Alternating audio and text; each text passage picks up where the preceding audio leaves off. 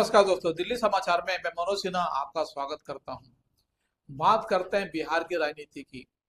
होली के रंगों के साथ जो नई खबर आज सामने आई है वो है कि मुख्यमंत्री नीतीश कुमार का कार्यकाल खत्म हो गया और वो राज्यसभा का नामांकन भरकर दिल्ली की ओर चले।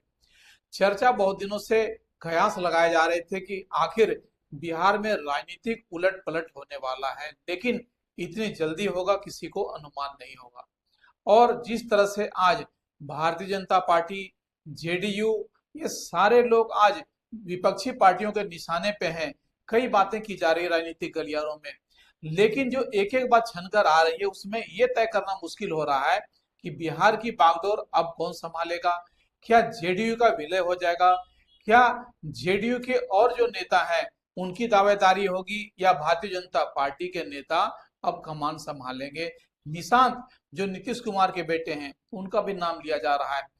आज तक निशांत कुमार के जो राजनीतिक करियर है उसके बारे में बिल्कुल साफ तौर पे कहा जाता है कि निशांत राजनीति से दूर रहे। उनकी कोई भी राजनीतिक महत्वाकांक्षा नहीं दिखी, सार्वजनिक तौर पर नहीं आई, जैसे कि लालू प्रसाद के बेटे या अन्य राजनेताओं के बेटे सामने आए हैं। और ऐसे समय में ये संकट की घड़ी हो सकती है जेडीयू के लिए, क्योंकि कल से ही उनके परिवार में उथल पुथल की बात कही जा रही है मीडिया में। और बड़े ही जो आज एक चौंकाने वाली जो खबर आज पूरी मीडिया में चली और सब कुछ पटाक्षेप किया गृह मंत्री अमित शाह ने, जब वो राज्यसभा के नामांकन के लिए पटना पहुंचे और उन्होंने नितिन नवीन और नीतीश कुमार के साथ और भी 5 नामों का उन्होंने राज्यसभा के नामांकन भरा। हमारे साथ बात करने के लिए हमारे सहयोगी अनुज गुप्ता बैठे हैं, जिन्होंने पूरे बिहार के राजनीति का परिदृश्य को देखा है, समझा है। उनसे जानते हैं कि आखिर बिहार में जो ये उलटफेर हो रहा है राजनीति का, उसका आने वाले दिनों में या बिहार की राजनीति में या केंद्र की राजनीति में, और दूसरी बात कहें तो नीतीश कुमार की राजनीति में क्या कुछ होने वाला है। आइए बताते हैं कि अनुज गुप्ता जी इस पूरे विषय पर क्या सोचते हैं, क्या समझते हैं। आप सभी को मेरा सादर प्रणाम और धन्यवाद, आपने मुझे बात करने का मौका दिया इस पे। मैं यही कहना चाहूंगा सबसे पहले तो कि जो बिहार की जनता है, क्या उसके साथ ये सही हुआ? क्योंकि जो बिहार की जनता है उसने जो एनडीए को बहुमत दिया था वो नीतीश कुमार के चेहरे पे दिया था, और आज 4 महीने बाद नीतीश कुमार दिल्ली की ओर चले। तो एक बड़ा सवाल बनता है कि क्या वो बिहार की जनता के साथ न्याय कर पाए। हालांकि उन्होंने ट्वीट भी किया है कि मेरा सहयोग पूरा बना रहेगा, ये सब बात उन्होंने कही है जी, लेकिन एक जिस तरीके से लोगों ने वहां उनको भरोसा दिखाया उन पर, और जेडीयू को एक मतलब सत्ता में लेके आए, उस तरीके से अगर देखा जाए तो बिहार के लोग अपने आप को शायद मुझे लगता है कि ठगा हुआ महसूस कर रहे होंगे। सीएम आएंगे, जैसे अटल जी कहा करते थे कि पार्टियां बनेंगी बिगड़ेंगी, बिल्कुल। सरकारें आएंगी जाएंगी, इसी जी, तरीके से सीएम फेस भी आएंगे जाएंगे, लेकिन एक जो भरोसा होता है, जैसे आज हमारे भारत के प्रधानमंत्री नरेंद्र मोदी, उनका एक जो फेस है, आज अधिकांश हम ही सब लोग उन्हीं के उस फेस पे वोट करते हैं। बिल्कुल बिल्कुल। ऐसे ही बिहार का भी एक जो वोट हुआ वो वोट उन्हीं के चेहरे पे हुआ बहुत सही। और उन्हीं को ये बहुमत दिया गया। बिल्कुल। तो इस पे यही कहना है कि बिहार के लोगों के साथ तो ये नहीं कहा जा सकता कि ठीक हुआ है। और यहाँ एक और बात आती है कि अब जेडीयू, क्योंकि जेडीयू में भी कई सवाल खड़े हो रहे हैं कि जेडीयू का नेतृत्व कौन करेगा, क्योंकि जेडीयू में अब नीतीश कुमार तो दिल्ली आ गए, राज्यसभा देखेंगे। अब बिहार की राजनीति में जेडीयू का जो नेतृत्व है वो कौन संभालेगा? बहुत बड़ा सवाल है, बहुत बड़ा। अब एक और बात यहाँ है कि अभी आपने जिक्र भी किया उनके बेटे निशांत। निशांत कुमार। अब निशांत कुमार का अभी तो कुछ ही समय में कुछ उनका वीडियो भी आया है, 2 4 10 ऐसा, बहुत ज्यादा वो कभी भी हाईलाइट नहीं रहे, सामने नहीं आया। सामने कभी नहीं आए। और सामने की बात तो ये कही कि अभी भी बहुत लोग होंगे जो उनको जानते भी नहीं होंगे, फेस भी नहीं देखा होगा। जिसने देखा वो होगा अक्सर लोगों से कम ही मिला करते कम थे। ही मिला करते थे, बहुत ज्यादा डिस्टेंस मतलब एक बना के रखा हुआ था अपने, उससे बिल्कुल एक अपने आप में रहना वाली बात थी। आज वो ऐसी चर्चाओं में है कि ऐसा हमने भी सुना है कि वो डिप्टी सीएम हो सकते हैं बिहार के। अब ये तो अभी पता चल जाएगा, अभी एक 2 दिन के अंदर ही ये सब हो जाएगा कि कौन सीएम बनेगा और कौन डिप्टी सीएम बनेगा। कयास बहुत सारे लगाए जा रहे हैं, नाम बहुत सारे भी चल रहे हैं, लेकिन वो आला कमान का जो भी निर्णय होगा वही सर्वोपरि होगा। निशांत कुमार के बारे में अनुज भाई आपको जी बताना चाहेंगे कि जी। निशांत कुमार बीआईटी मेसरा रांची से उन्होंने इंजीनियरिंग की डिग्री ली है हम्म, और एक क्वालिफाइड अपने पिता की तरह ही हम्म, इंजीनियर भी हैं। जी लेकिन राजनीतिक तौर पे उनका कम ही मिलना जुलना रहा है। उनकी महत्वाकांक्षा, कल तक वो कहते थे कि मैं राजनीति से नहीं जुड़ूंगा। हम्म, ऐसे में कहा यह जा रहा है, कयास लगाए जा रहे हैं कि जेडीयू का नेतृत्व भी निशांत कुमार करेंगे और डिप्टी चीफ मिनिस्टर भी बनेंगे बिहार के। लेकिन एक बहुत बड़ा सवाल आज लोगों के मन में है कि जेडीयू जो आज दूसरे नंबर की पार्टी बन रही है बिहार में, क्योंकि बीजेपी लीडिंग है वहां जी पर, वैसे में निशांत कुमार के साथ अपनी ही चुनौतियां होंगी कि उनकी पार्टी में जो पुराने जो राजनेता हैं, जी ललन सिंह हैं और सारे लोग हैं, इन लोगों को क्या उनका नेतृत्व स्वीकार होगा? एक बहुत बड़ा सवाल है बिल्कुल। कि नीतीश कुमार को सारे लोग जानते थे, क्योंकि अमित शाह जब राज्यसभा के नामांकन में साथ बैठे थे जी तो उन्होंने कहा, जो नीतीश कुमार के तारीफ में उन्होंने कसीदे पढ़े, उन्होंने कहा कि नीतीश कुमार का जो व्यक्तित्व है, 10 बार मुख्यमंत्री रहे, एक बार उन्होंने लोकसभा में रहे, केंद्रीय मंत्री रहे, विधायक रहे, एमएलसी रहे, और तमाम जगहों में जो उनका 50 लगभग वर्षों का उनका जो राजनीतिक करियर है, उनके कुर्ते में कोई दाग नहीं लगा। तो ये बहुत विशेषता है, सचमुच में बहुत बड़ी बात है। रेल मंत्री रहे, मुख्यमंत्री रहे, लेकिन सचमुच में उनका एक बेदाग चरित्र आज तक इसीलिए बिहार की जनता उनको पसंद करती थी कि एक बेदाग चरित्र वाला उनका नेता, खासकर बिहार जैसी जो राजनीतिक पृष्ठभूमि है, जी जहां पर कहते हैं कि जंगल राज था, उस जंगल राज को मिटाने के लिए जब नीतीश कुमार आए थे तो एक बड़ी आशा बंधी थी। और कहीं ना कहीं आप मानना पड़ेगा कि जिस तरह से अमित शाह ने कहा है कि बिहार ने एक स्वर्णिम युग देखा है नीतीश कुमार का, तो अब कहीं ना कहीं उनके विरोधी भी मानेंगे कि एक स्वर्णिम युग तो कहा जा सकता है, और एक बेहतर बिहार को बनाने के लिए नीतीश कुमार की ईमानदार कोशिश भी हुई है। उन्होंने ट्वीट भी किया है अपने एक्स पे। लेकिन अब बात करते हैं कि जिस तरह से जब भी चुनाव हुए थे और भारतीय जनता पार्टी के नंबर जब बहुत ज्यादा आए थे, उसी समय से जो विपक्षी थे और राजनीतिक गलियारे में चर्चा होती थी कि शायद जो जेडीयू है उसका हश्र कहीं महाराष्ट्र वाला ना हो, और महाराष्ट्र के तर्ज पे ही आज बिहार में राजनीति हो रही है। क्योंकि नीतीश कुमार को जिस तरह से राज्यसभा में भेजा जा रहा है, या स्वयं जा रहे हैं, उनकी इच्छा हो या ना हो, ये तो अंदर खाने की बात है। आम लोगों तक कैसे पता चलेगा कि उनकी इच्छा थी, जबकि उनके द्वारा कहा गया कि मुझे राज्यसभा में जाने की इच्छा थी, क्योंकि वो लोकसभा में रहे हैं। अब उनकी मर्जी थी कि अब मैं राज्यसभा में जाऊं, यानी दोनों सदनों में अपनी उपस्थिति दर्ज करा दूं। बेशक नीतीश कुमार आज दोनों सदन में दर्ज कराएंगे अपनी स्थिति, लेकिन बिहार की जनता, और खासकर जैसे खबर फैली है, आपको यकीन हो कि जेडीयू दफ्तर है बिहार का, जो पटना का, वहां पर उनके ही कार्यकर्ता तोड़फोड़ कर रहे हैं, बड़ा विद्रोह चल रहा है। ऐसे में आज कल जो 2-4 दिनों के अंदर ही सब कुछ इतना जो वहां पर एक परिदृश्य नजर आने वाला है, उसकी कल्पना कोई कर नहीं सकता है। क्योंकि उनके परिवार वाले कह रहे हैं कि नीतीश कुमार के लिए और बिहार के लिए ये बहुत ही गलत कदम। जो वोट हुआ, सवाल बड़ा मैं अनुज भाई आपके लिए छोड़ रहा हूं हम्म, कि क्या इस तरह से जेडीयू का विलय हो जाएगा या उसका अस्तित्व समाप्त होने की कगार पे है, जैसा कि तेजस्वी यादव कह रहे हैं कि मुझे नीतीश कुमार से सहानुभूति है, जेडीयू से सहानुभूति है। इस बारे में आपका क्या विचार है? नहीं, बिल्कुल ये एक सवाल है और ये बिहार की जनता के सामने भी सवाल है कि अब क्या जेडीयू जेडीयू रहेगी।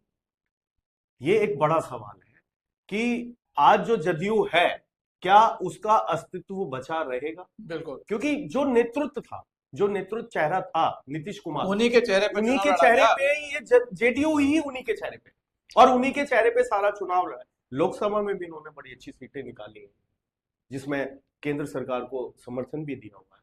कहने का मतलब ये कि नीतीश की खुद की छवि इतनी बेहतर है उनकी। एक बात और जोड़ूंगा आपको, उनके स्वास्थ्य की हालत जो कह रहे थे कि स्वास्थ्य कारणों से, तो जो चुनाव हो रहे थे उस समय भी उनकी स्वास्थ्य की हालत अच्छी नहीं थी जैसा लोग बता रहे थे। इसके बावजूद बिहार के लोगों ने उन्हें पसंद किया और बीजेपी ने उनको समर्थन दिया। तो आज ऐसा क्या हो गया कि उनके स्वास्थ्य के कारणों की वजह से उन्हें राज्यसभा भेजा जा रहा है, जबकि उनकी ही पार्टी के लोग कह रहे हैं कि अगर उनका स्वास्थ्य ऐसा है तो इलाज चल रहा है, सब कुछ ठीक हो रहा है। ऐसे में नीतीश कुमार का राज्यसभा में जाना सचमुच चौंकाने वाला है, अप्रत्याशित है। एक और बात है यहाँ की, वो तो अभी एक स्टेट के मुखिया हैं, एक सीएम है, वो मुख्यमंत्री हैं, राज्यसभा तो एक मेंबर बनेंगे वहां जाकर के, तो वो एक पूरा प्रदेश संभाल रहे हैं। तो ऐसे कैसे ये आकांक्षा हो गई उनकी कि मैं अब राज्यसभा जाऊं। ये हालांकि अभी आप हम सब लोग देखे हैं राजनीति में ऐसे कई वो चेहरे आए हैं जो स्टेट में जाकर के सीएम बने हैं, राज्यसभा थे या लोकसभा थे, प्रदेश अध्यक्ष तक भी बने हैं लोग। तो इसका मतलब ये तो कहीं भी नहीं लगता कि वो राज्यसभा के लिए उन्होंने सीएम का पद छोड़ दिया, इस्तीफा दे दिया उसने, ऐसा तो कहीं भी नजर नहीं आता। और नीतीश जी की बात करें तो नीतीश जी का जो व्यक्तित्व है, मैं भी थोड़ा सा उनसे परिचित हूँ। जब वो एनडीए सरकार में रेल मिनिस्टर थे, जी जी तो जी, एक जगह मुझे भी जाने का मौका मिला था, किसी स्टेशन का वो इनॉग्रेशन था, उद्घाटन कर रहे उद्घाटन था। थे। जी तो बिल्कुल। वहाँ उस समय की जो वर्तमान में कांग्रेस की जो विधायिका थी, उन्होंने उनसे कहा था कि ये तो आज है कल नहीं रहेंगे, और ये तो आने जाने वाली सरकार है, इसका कोई भरोसा नहीं है।